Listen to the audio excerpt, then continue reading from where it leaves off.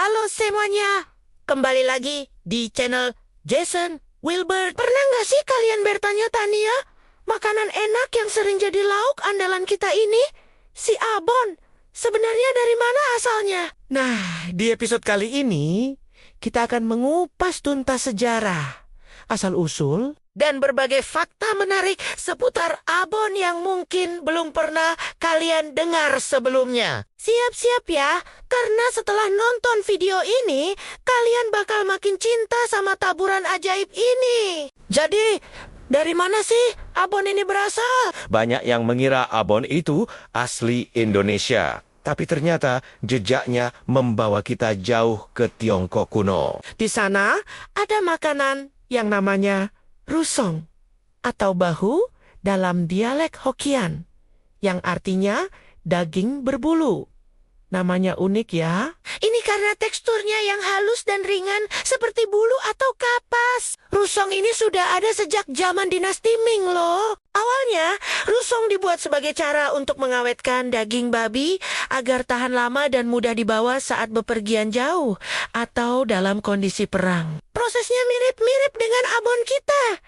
Daging direbus, disuir halus, lalu dimasak dengan bumbu, dan digoreng tanpa minyak sampai kering. Lalu, bagaimana ceritanya rusong ini bisa sampai ke Indonesia dan berubah menjadi abon yang kita kenal? Ini semua berkat para perantau Tionghoa yang datang dan menetap di berbagai wilayah Nusantara, terutama di Jawa. Sekitar abad ke-19, mereka membawa serta budaya kuliner mereka, termasuk rusong.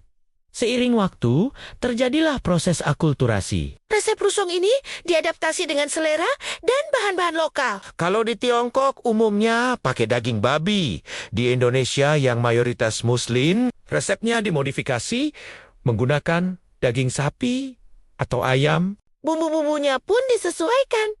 Ditambah dengan rempah-rempah khas Indonesia seperti ketumbar, lengkuas, dan daun salam yang membuat rasanya jadi lebih kaya dan khas. Kata abon sendiri asal-usulnya cukup menarik. Ada beberapa teori nih. Salah satu yang paling populer adalah kata ini berasal dari dialek Hokkien, abun, yang berarti bubuk. Cukup masuk akal ya, mengingat teksturnya yang seperti bubuk atau serbuk. Teori lain menyebutkan bahwa nama ini mungkin berasal dari bahasa Jawa kuno. Tapi teori Hokkien ini yang paling banyak diterima. Jadi, Dari rusong di Tiongkok, bertransformasi menjadi abon di Indonesia. Sebuah contoh sempurna bagaimana makanan bisa berevolusi dan menyatukan budaya. sekarang kita masuk ke bagian yang seru, yaitu fakta-fakta menarik tentang abon. Fakta pertama, abon adalah makanan astronot Versi tradisional. Kenapa? karena abon itu sangat ringan, padat gizi, awet, dan tidak butuh cara penyimpanan khusus. Ini membuatnya jadi bekal ideal untuk para penjelajah, pelaut, bahkan tentara di zaman dulu. Praktis banget kan? Tinggal tabur di atas nasi hangat. Langsung jadi makanan lezat bernutrisi. Fakta kedua, proses pembuatan abon itu butuh kesabaran tingkat dewa. Bayangkan saja, untuk menghasilkan abon yang benar-benar kering, halus, dan renyah. Daging harus direbus berjam-jam sampai empuk, lalu disuir satu persatu dengan tangan. Setelah itu, proses memasaknya pun lama. Harus diaduk terus-menerus dengan api kecil agar tidak gosong dan keringnya merata. Inilah yang disebut dimasak sangrai atau tanpa minyak. Proses panjang inilah yang membuat setiap suiran abon begitu berharga dan kaya rasa. Jadi, kalau makan abon, ingat ya, perjuangan di baliknya. Fakta ketiga, abon itu nggak cuma ada di Indonesia dan Tiongkok. Lah, makanan sejenis abon ini ternyata ada di berbagai negara Asia Tenggara lainnya. Di Filipina, ada yang namanya pork floss atau chicken floss. Di Thailand dan Vietnam juga ada versi mereka sendiri dengan bumbu yang sedikit berbeda. Ini menunjukkan betapa populernya konsep daging suwir kering ini sebagai lauk yang praktis dan lezat di seluruh Asia. Selanjutnya, mari kita bahas berbagai jenis abon yang ada di Indonesia.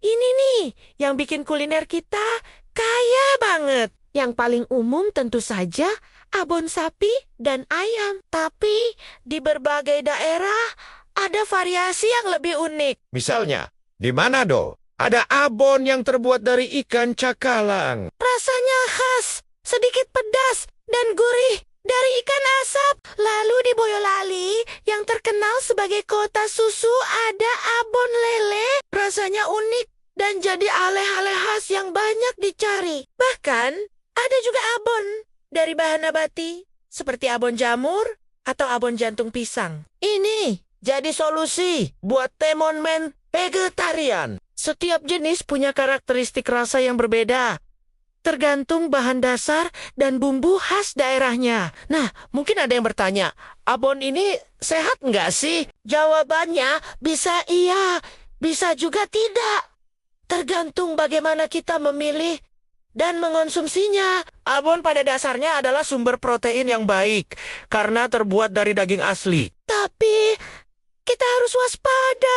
Beberapa produk abon komersial seringkali ditambahkan banyak gula, garam, dan MSG untuk memperkuat rasa. Ada juga yang prosesnya digoreng dengan banyak minyak, bukan disangrai untuk mempersingkat waktu produksi, yang tentunya menambah kandungan lemak jenuh. Jadi, tipsnya adalah baca label kemasan dengan teliti. Pilih abon yang kandungan gula dan garamnya tidak terlalu tinggi. Atau, kalau mau yang paling sehat, coba deh bikin abon sendiri di rumah. Dengan begitu, kita bisa mengontrol semua bahan yang masuk. Abon itu lebih dari sekadar lauk. Bagi banyak orang Indonesia, abon punya nilai nostalgia. Mungkin mengingatkan kita pada bekal sekolah buatan ibu. Atau jadi makanan penyelamat di akhir bulan saat lauk lain sudah habis.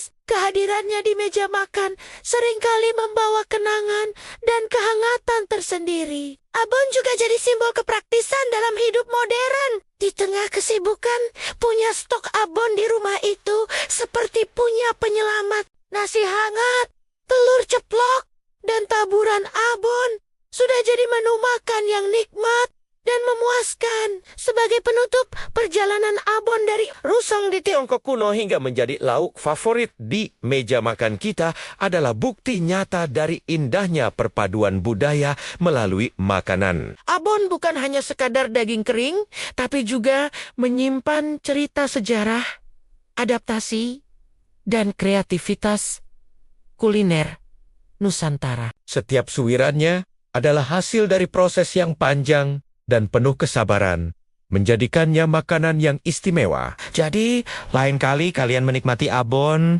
semoga kalian bisa lebih mengapresiasi cerita di baliknya. Dari sekian banyak jenis abon yang ada, mana nih yang jadi favorit kalian? Coba tulis di kolom komentar ya. Kita diskusi di sana. Siapa tahu ada rekomendasi abon unik dari daerah kalian yang belum pernah saya coba. Terima kasih banyak sudah menyimak video ini dari awal sampai akhir. Semoga informasinya bermanfaat dan menambah wawasan kalian tentang dunia kuliner. Jangan lupa untuk like, komen, dan yang paling penting subscribe channel Jason Wilbert agar tidak ketinggalan video-video menarik lainnya. Nyalakan juga lonceng notifikasinya ya. Sampai jumpa di video selanjutnya.